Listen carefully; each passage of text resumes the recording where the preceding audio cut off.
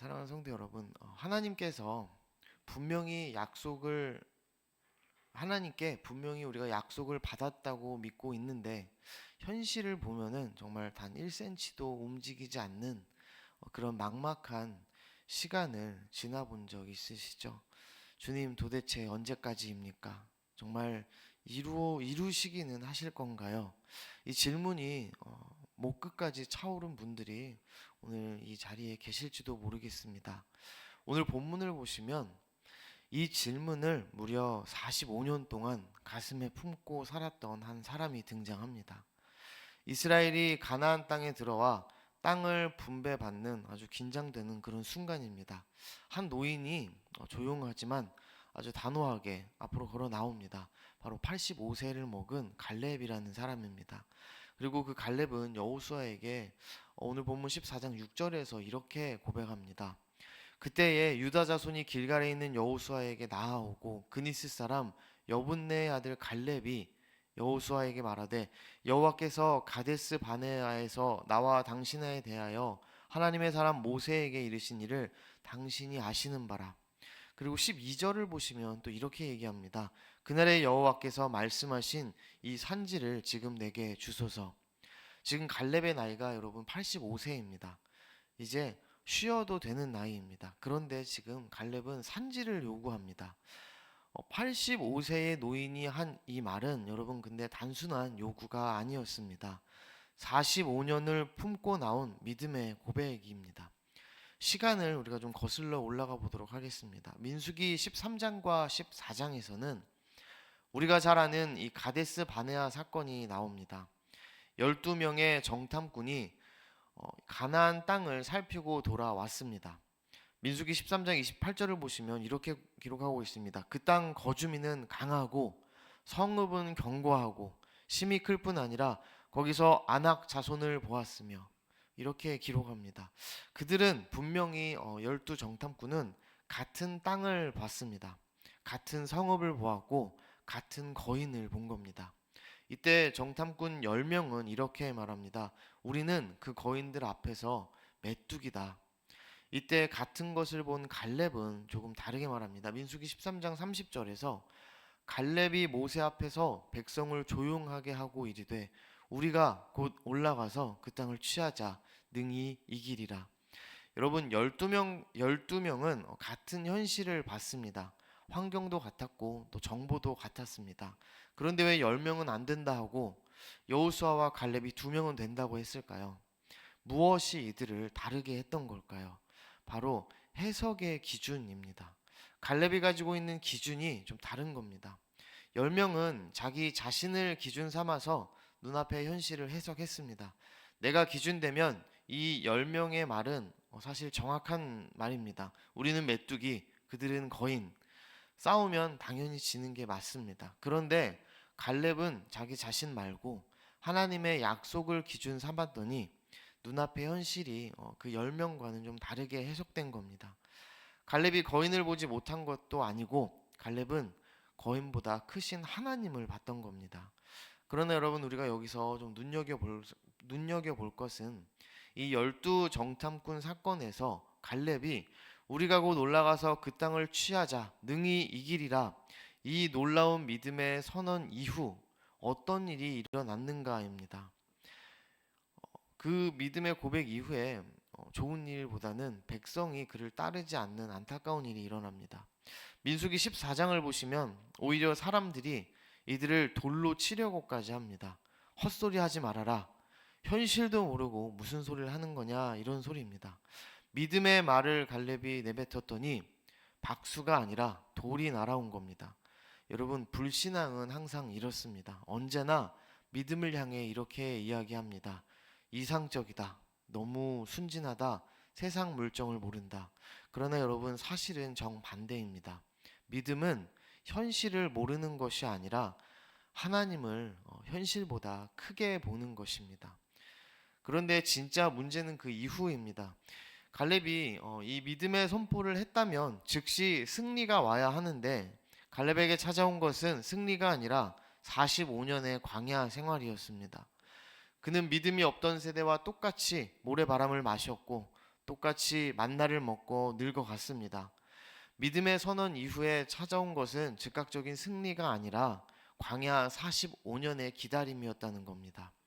갈렙은 믿음으로 우리가 능히 이기리라 외쳤지만 그는 다시 광야 속으로 들어가야 했습니다. 여러분, 갈렙도 사람이라면 조금은 흔들리지 않았을까요? 오늘 우리처럼 하나님 왜 이렇게 오래입니까? 라고 부르짖지 않았을까요? 도대체 그 긴 시간 동안 갈렙은 무엇을 붙들고 기다릴 수 있었을까요? 본문 10절을 보시면 이렇게 기록합니다. 이제 보소서, 여호와께서 이 말씀을 모세에게 이르신 때로부터 이스라엘이 광야에서 방황한 이 45년 동안을 여호와께서 말씀하신 대로 나를 생존하게 하셨나이다. 갈렙은 그 긴 시간 동안 여호와께서 말씀하신 대로, 즉 약속을 붙들었던 겁니다. 또 갈렙은 이렇게 말합니다. 여호와께서 말씀하신 대로 나를 생존하게 하셨나이다. 내가 끝까지 버텼다. 내가 믿음을 잘 지켰다. 이렇게 고백하지 않습니다. 하나님께서 지금까지 나를 살게 하셨습니다. 라고 고백하는 겁니다. 사랑하는 성도 여러분, 믿음은 내가 하나님을 붙드는 힘이 아니라 하나님이 나를 붙들고 계시다는 사실을 깨닫는 것입니다. 이 광야는 사람인 갈렙의 의지와 결단이 증명된 그런 장소가 아니라 하나님의 신실하심이 증명된 장소입니다. 그리고 이제 갈렙이 12절에서 다시 이렇게 말합니다. 그날에 여호와께서 말씀하신 이 산지를 내게 주소서. 여러분, 그런데 이 산지가 어떤 곳인가요? 헤브론이라는 곳입니다. 거인, 아낙 자손이 있는 곳, 험하고 아주 두려운 땅입니다. 85세 노인이 왜 하필 가장 어려운 이런 땅을 요구하는 걸까요? 젊음에 그 혈기가 아직 남아있던 것일까요? 아닙니다. 그는 여전히 하나님의 약속을 붙들고 있었기 때문에 가능했던 요구입니다. 그렇다면 갈렙은 어떻게 이 약속을 붙들고 기다릴 수 있었을까요? 14장 12절을 보시면 갈렙은 이 산지를 지금 내게 주소서 말한 이후에 아주 중요한 고백을 합니다. 바로 여호와께서 나와 함께 하시면입니다. 갈렙은 자신의 강함을 말하지 않고 하나님의 함께 하심을 고백하는 겁니다. 여기에는 자기 확신이 없습니다. 그리고 나는 아직도 강하다라는 자랑도 없습니다. 갈렙의 믿음의 근거는 오직 이것 하나입니다. 여호와께서 나와 함께 하신다면.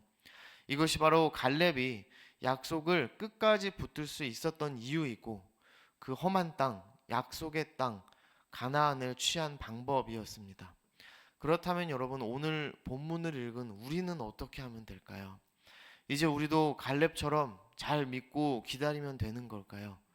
우리도 믿고 기다리는 일을 자주 합니다. 그런데 문제는 갈렙처럼 못한다는 겁니다. 우리는 왜 도대체 갈렙처럼 기다리는 걸 잘 못할까요? 시간이 길어서일까요?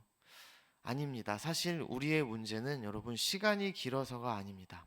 하나님보다 상황을 더 바라보는 우리의 마음, 약속보다 현실을 더 크게 느끼는 우리의 마음, 또 기다림 속에서 하나님을 신뢰하기보다는 하나님을 시험하려는 우리의 마음, 문제는 시간이 아니라 우리의 마음인 것입니다. 45년이라는 이 긴 세월은 갈렙의 믿음을 전혀 녹이지 못했습니다. 왜냐하면 갈렙의 마음이 약속에 붙들려 있었기 때문입니다. 우리의 기다림이 무너지는 이유는 시간이 길어서가 아니라 마음이 약속에서 멀어지기 때문입니다. 우리는 사실 하나님을 믿는다고는 말하지만 실제로는 하나님이 주실 아주 안락한 그런 환경, 또 안정되고 미래가 보장된 그런 결과를 믿고 살아갑니다. 상황이 안정적이면 믿음이 참 좋아 보입니다. 통장이 안정적이면 감사가 나오고 관계가 괜찮으면 내 신앙이 잘 유지되는 것 같습니다. 그러다가 상황이 흔들리면, 물질이 흔들리면, 관계가 흔들리면 우리의 믿음이 여러분 함께 흔들리는 겁니다. 도대체 우리는 왜 이러는 걸까요? 우리가 이 10명의 정탐꾼처럼 하나님을 믿는 게 아니라 하나님이 주시는 환경을 믿고 살아가기 때문입니다. 이것은 하나님을 사랑하는 게 아니라 하나님을 이용해서 내 안정을 우상 숭배하고 있는 겁니다. 오늘 우리도 모르게 하나님께서 가장 싫어하시는 우상 숭배를 하며 살아가고 있다는 것입니다. 그렇다면 우리는 어떻게 여러분 갈렙처럼 도대체 될 수 있을까요? 사실은 우리는 갈렙처럼 될 수가 없는 사람들입니다. 45년이 아니라 여러분 우리는 45일도 기다리지 못하는 사람들입니다. 우리는 약속이 지연되면 빠르게 다른 대안을 찾습니다. 우리는 기도하면서도 피난처 하나를 꼭 만들어 놓습니다. 순종한다 말하지만 언제든지 빠져나갈 비상구를 하나 만들어 놓는 게 바로 우리들이라는 겁니다. 그래서 우리는 여호수아서와 또 이 성경 속에서 갈렙을 통해 우리를 구원하신 예수 그리스도를 꼭 만나야 하는 겁니다. 여호수아라는 이름은 여러분 예수와 같은 이름입니다. 즉 여호수아서는 여호수아가 이스라엘을 가나안으로 인도했듯이 예수 그리스도께서 우리를 더 큰 안식으로 인도하시는 것을 우리에게 보여주고 있는 겁니다. 여기서 우리는 갈렙을 통해서 예수 그리스도를 찾고 또 만나야 합니다. 본문 6절을 보시면 갈렙을 그니스 사람이라고 기록합니다. 여러분 본래 이스라엘 주류가 아닌 이방인이었습니다. 사실은 이 갈렙이라는 사람은 그니스 사람으로서 이스라엘의 주류가 아닌 이방인, 즉 자격 없는 자가 지금 약속의 땅을 기업으로 받는 겁니다. 이처럼 이 그니스 사람처럼 낮아져서 우리에게 오신 한 분이 계신 겁니다. 진정한 여호수아이신 바로 예수님이십니다. 갈렙이 아낙 자손이 있는 그 험한 산지로 나갔듯이 예수님은 우리가 두려워하는 죄와 또 죽음이라는 정말 가장 험한 산지 골고다로 걸어가셨습니다. 갈렙은 함께 하시면 이길지도 모른다 이렇게 소망했지만 우리 예수님께서는 직접 임마누엘이 되어 주셔서 우리와 함께 하시고 우리 대신 죽음의 거인을 물리치시고 승리를 확정 지으신 겁니다. 여러분, 여러분의 삶 앞에서 여전히 정복되지 않는 그런 헤브론이 있으실 겁니다. 두려움의 산 헤브론이 있고 기다림의 산 헤브론, 또 고통의 산 헤브론, 관계의 산 헤브론. 여러분 제가 드리는 위로의 말이 아니라 하나님께서 지금 본문을 통해 친히 두려워하지 말라고 말씀하십니다. 실패해도 흔들려도 오늘 좀 스트레스 받고 눈물 흘려도 걱정하지 말아라. 왜냐하면 약속은 취소되지 않기 때문이다. 여러분의 승리는 여러분의 결단이 아니라 이미 승리하신 예수 그리스도의 피에 달려 있기 때문입니다. 오늘 우리는 주님 정말 이루실 건가요? 라고 의심하며 묻는 자들이 아닙니다. 우리는 주님 당신께서 이미 다 이루셨습니다. 이렇게 고백하는 복음의 사람들입니다. 이 확신으로 성도님들의 헤브론을 향해서 오늘도 담대히 걸어 나가시기를 간절히 소망합니다.